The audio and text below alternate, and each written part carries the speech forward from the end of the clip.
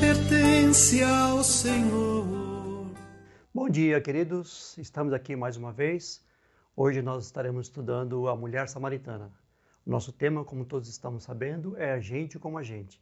Estamos então buscando personagens bíblicos, onde nós vemos situações do cotidiano, situações do dia a dia, onde nós podemos aplicar em nossas vidas. Hoje nós vamos ver sobre a mulher samaritana. Para começar a falar dessa mulher, eu quero fazer uma pergunta. Você sabe o que significa o termo epitáfio? Epitáfio significa sobre o túmulo.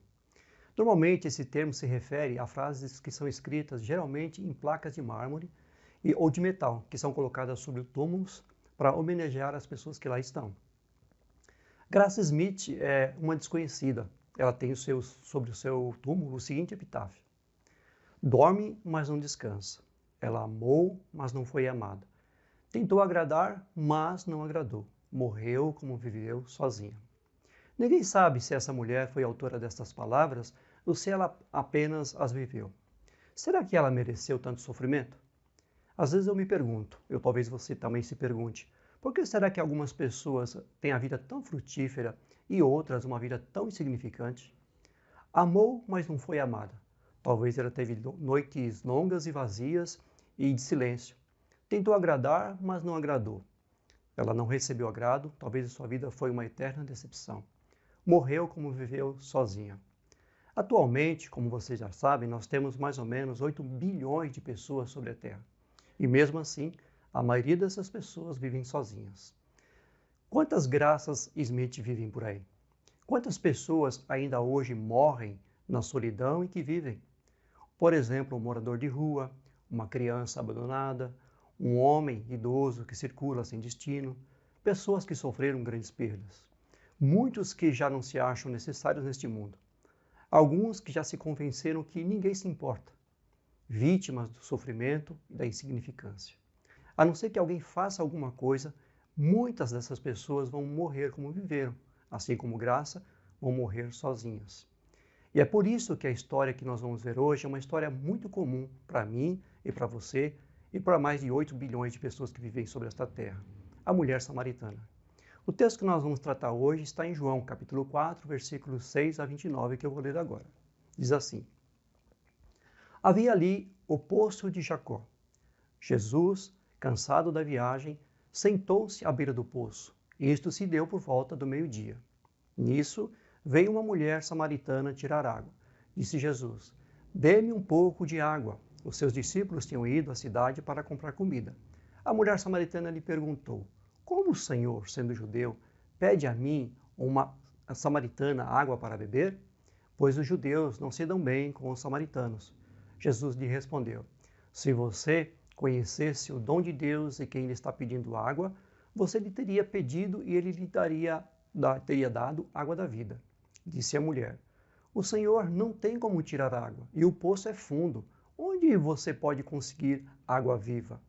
Acaso o Senhor é maior do que o nosso pai Jacó, que nos deu o poço, do qual ele mesmo bebeu, bem como seus filhos e seu gado? Jesus respondeu: quem beber desta água terá sede outra vez, mas quem beber da água que eu lhe der, nunca mais terá sede. Pelo contrário, a água que lhe der se tornará nele uma fonte de água a jorrar para a vida eterna. A mulher lhe disse: Senhor, dê-me desta água para que eu não tenha mais sede, nem precise voltar aqui para tirar água. Ele lhe disse: vá e chame seu marido e volte. Não tenho marido, respondeu ela. Disse-lhe Jesus: você falou corretamente dizendo que não tem marido. O fato é que você já teve 5. O homem com quem você vive não é seu marido. O que você acabou de dizer é verdade. Disse a mulher: Senhor, vejo que é profeta. Nossos antepassados adoraram neste monte, mas vocês, judeus, dizem que Jerusalém é o lugar onde se deve adorar. Jesus declarou: creia em mim, mulher. Está próxima a hora em que vocês não adorarão o Pai nem neste monte, nem em Jerusalém. Vocês, samaritanos, adoram o que não conhecem, mas nós adoramos o que conhecemos, pois a salvação vem dos judeus. No entanto, está chegando a hora, e de fato já chegou, em que os verdadeiros adoradores adorarão o Pai em espírito e em verdade. São esses adoradores que o Pai procura. Deus é espírito e é necessário que seus adoradores o adorem em espírito e em verdade. Disse a mulher: Eu sei que o Messias, chamado Cristo, estava para vir. Quando ele vier, explicará tudo para nós. Então Jesus declarou: Eu sou o Messias. Eu que estou falando com você. Naquele momento, os seus discípulos voltaram e ficaram surpresos ao encontrá-lo conversando com uma mulher. Mas ninguém perguntou: O que queres saber? Ou por que estás conversando com ela? Então, deixando o seu cântaro, a mulher voltou à cidade e disse ao povo: Venham ver um homem que me disse tudo o que tem feito. Será que ele não é o Messias? Nós vemos aqui mulher, samaritana e sem marido. Qual o nome desta mulher? Já não se perguntou? Por que será que o ser samaritana parece que é mais importante do que o seu próprio nome? Qual é o significado de ser samaritano naquele tempo? O significado de samaritano diz respeito aos habitantes de Samaria. Os samaritanos, para quem não sabe, eram um povo mestiço, formado pela mistura de israelitas com os outros povos. O povo samaritano é citado na Bíblia desde o Antigo Testamento até o tempo de Jesus. O termo samaritano aparece no Antigo Testamento uma única vez, em 2 Reis 17 e 29, para se referir aos habitantes do norte. Mas a história do povo que vivia em Samaria é amplamente descrita em muitas passagens da Bíblia do Antigo Testamento. Além disso, registro extra-bíblico desde o século VIII a.C. já usavam a palavra samaritano referindo-se aos residentes do Reino do Norte. Já em escritos posteriores, em tempo do Novo Testamento, o termo samaritano é aplicado principalmente para designar uma pessoa natural da região de Samaria e denotar a sua própria religiosidade. Qual a origem? O povo samaritano teve a origem na época da monarquia em Israel. O rei Davi e o rei Salomão reinavam num reino unificado, ou seja, num reino que unia as 12 tribos. Mas, após a morte do rei Salomão, a nação de Israel foi dividida em 2 reinos. Eram eles o reino do norte, de Israel, com capital em Samaria, e o reino do sul, de Judá, com capital em Jerusalém. O reino do norte foi marcado por governantes que foram maus perante o Senhor. Práticas contrárias à palavra de Deus rapidamente se alastraram entre os israelitas. Como julgamento contra o pecado, Deus permitiu que o reino do norte sofresse opressão de outros povos. Então, gradativamente, o reino do norte foi sendo conquistado pelos assírios. Quando Israel tentou se rebelar contra o domínio assírio, o rei Salmanaser V sitiou Samaria. O rei assírio acabou morrendo e nesse período foi sucedido pelo Sargão II e Samaria foi conquistada totalmente. Muitos cidadãos foram deportados de Samaria, enquanto os exilados de outras partes do Império Assírio foram levados para morar na antiga capital do norte. Os novos habitantes trouxeram para Samaria suas práticas idólatras. Por que nós estamos falando sobre isso? Você percebe que Jesus está falando com uma mulher samaritana e o texto faz questão de dizer de onde ela era, mas não o nome dela ou quem era ela. Logo que a população israelita que permaneceu lá em Samaria começou a se misturar com estrangeiros, principalmente por meio de casamento, consequentemente, a origem do povo, um povo misto, sincrético, característico, que marcaram os samaritanos, ou seja, a samaritana nada mais é oriunda de um povo que marcava o pecado, marcava quem era aquele samaritano. Era uma mistura entre judeus e povos do lugar. Aqui está a origem. Por que os judeus não se davam com os samaritanos? Eles eram a prova viva da sua desobediência histórica. Voltando à mulher samaritana e o seu cântaro esquecido. Veja, você já se questionou por que o texto começa dizendo que a mulher chega por volta do meio-dia e Jesus também está neste poço por volta do meio-dia e não pela manhã? Não sei se vocês sabem, mas o lugar onde a mulher estava e Jesus estava era um lugar muito quente, né? Clima de deserto. E normalmente as pessoas iam buscar água pela manhã porque era um momento mais fresco.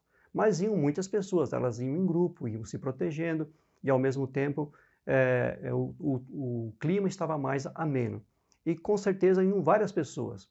E era a tradição da época que só as mulheres buscavam água. Por isso que a mulher está lá com seu cântaro. Os homens não buscavam água, as mulheres iam juntos.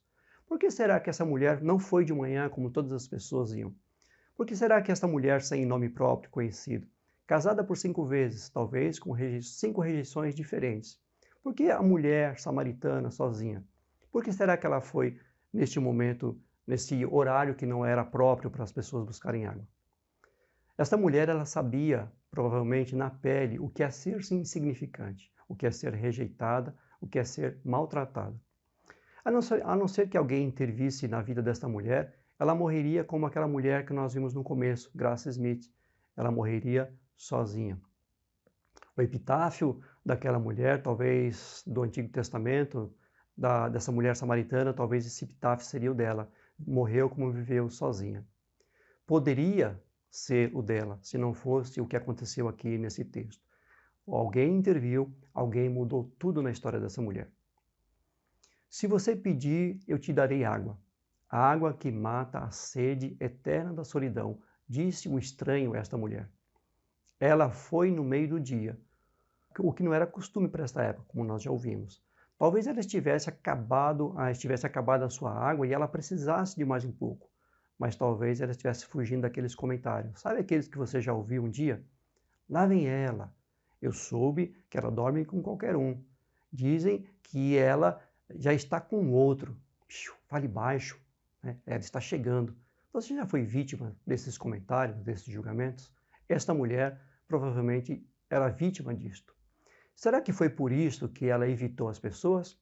Será que por isso que ela foi? Ela foi para encontrar silêncio? Ela foi para ficar sozinha? Ela foi para ficar livre das críticas e do julgamento das pessoas? Mas para seu desconforto, para sua surpresa, para sua estranheza, um homem judeu, à beira do poço, no meio do dia, fala com ela e pede água. E eles conversaram. Provavelmente a mulher mal se lembrava da última vez que alguém conversara com ela de uma maneira respeitosa. Qual foi o assunto? Nós vemos o assunto aqui, sobre uma fonte de água que saciaria a sua sede, a sede da sua alma. Nunca mais se sentirá só e desprezada. Senhor, dá-me dessa água, disse ela. E em resposta ao seu pedido, Jesus impõe a condição para ela. Mulher, vá e chame seu marido e volte. Se você fosse essa mulher, o que você estaria sentindo neste momento? Provavelmente o coração dela veio parar no pescoço, veio parar na garganta, e ela ficou indecisa, pensando o seguinte: um homem judeu falando comigo, me oferecendo algo muito bom. O que é que eu faço? Será que eu minto? Será que eu falo a verdade? Meu marido saiu em viagem e a trabalho, não posso trazê-lo aqui. Mas a escolha dela foi outra. Não tenho marido. E o restante da história você já conhece. Você já passou por uma situação como essa? Minto para me proteger e me escondo? Ou falo a verdade, suporto as consequências e me liberto? Disse Jesus: você falou corretamente, dizendo que não tem marido. Percebe que Jesus não humilhou esta mulher? Ele não a criticou, ele não a desprezou ou fez qualquer julgamento, apenas ofereceu uma outra proposta de vida. Se você beber da água que eu lhe der, nunca mais você vai ter sede. Por que será que Jesus não se revelou a Herodes, mas revelou a esta mulher? Eu sou o Messias, disse ele. Depois disso, a mulher esquece o cântaro de água. Ela corre até as pessoas que provavelmente ela estava evitando. Seja qual tenha sido o motivo que a levou a buscar água ao meio-dia, já não importava mais. Ela correu até lá e disse: venham ver, acho que encontrei o Messias. Voltou correndo para aqueles que a desprezavam. Já parou para pensar nisso? Venham ver um homem que me disse tudo o que tenho feito. Será que ele não é o Cristo? A mulher samaritana. Esta nunca mais será esquecida. Ela não morreu como viveu. Ela teve a sua alma saciada. Em algum lugar há um túmulo esquecido que pertenceu a alguém também esquecida, Graça Smith. Dorme, mas não descansa. Amou, mas não foi amada. Tentou agradar, mas não foi agradada. Morreu como viveu sozinha. Mas em outro lugar há um cântaro esquecido.